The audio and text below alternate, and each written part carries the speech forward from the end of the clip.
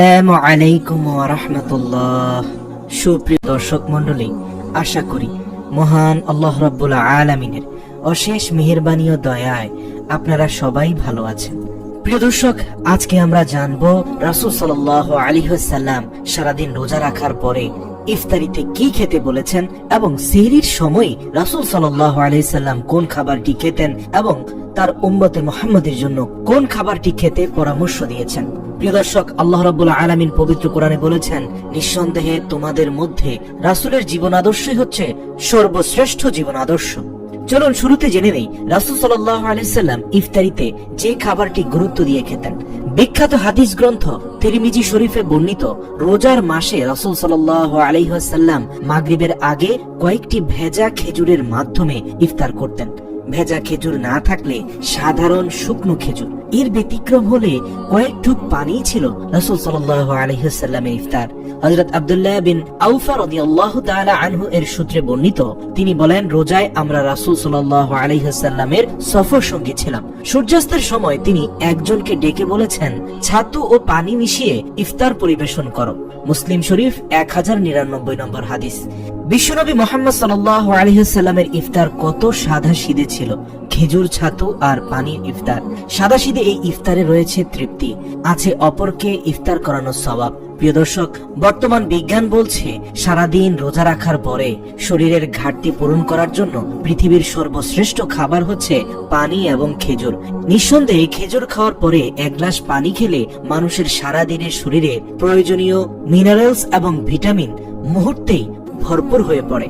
এছাড়াও খেজুরের রয়েছে আরো অনেক উপকারী গুণ। সেগুলো হলো হজম শক্তি বৃদ্ধি করে, যকৃত ও পাকস্থলীর শক্তি বর্ধন করে, খেজুর স্নায়বিক শক্তি বৃদ্ধি করে, খাদ্য শক্তি থাকায় দুর্বলতা দূর করে, খেজুর শরীরে রক্ত উৎপাদন করে। প্রিয় দর্শক, সারাদিন রোজা রাখার পরে খেজুর খেলে হৃদরোগীদের জন্য বেশ উপকার হয়, রুচি বাড়ায়, রোগ প্রতিরোধ ক্ষমতা বাড়ায়।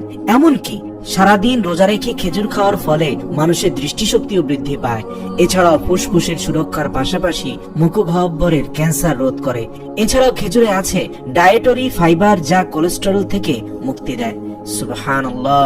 নিঃসন্দেহে রাসূল সাল্লাল্লাহু আলাইহি ওয়াসাল্লামের জীবন আদর্শই সর্বশ্রেষ্ঠ জীবন আদর্শ।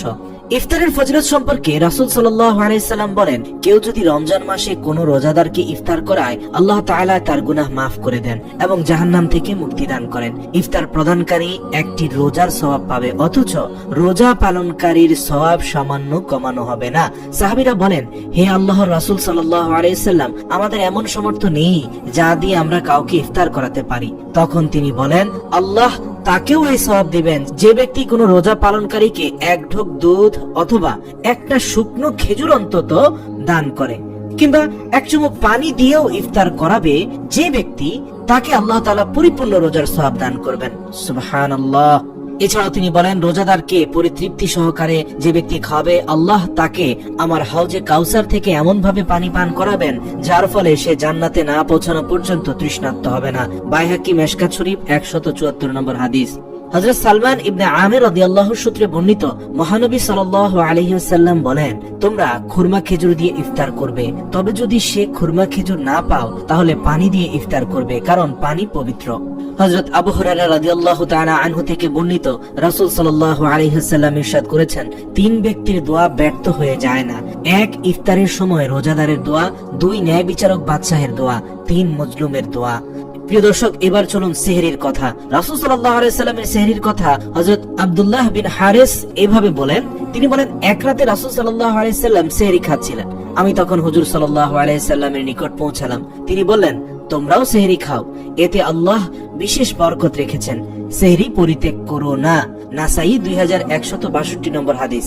রাসূল সাল্লাল্লাহু আলাইহি ওয়াসাল্লাম সেহরিতে কি খেতেন? হযরত আনাস বলেন, সেহরির সময় রাসূল সাল্লাল্লাহু আলাইহি ওয়াসাল্লাম বললেন, আমি রোজা রাখবো, খাবার দাও।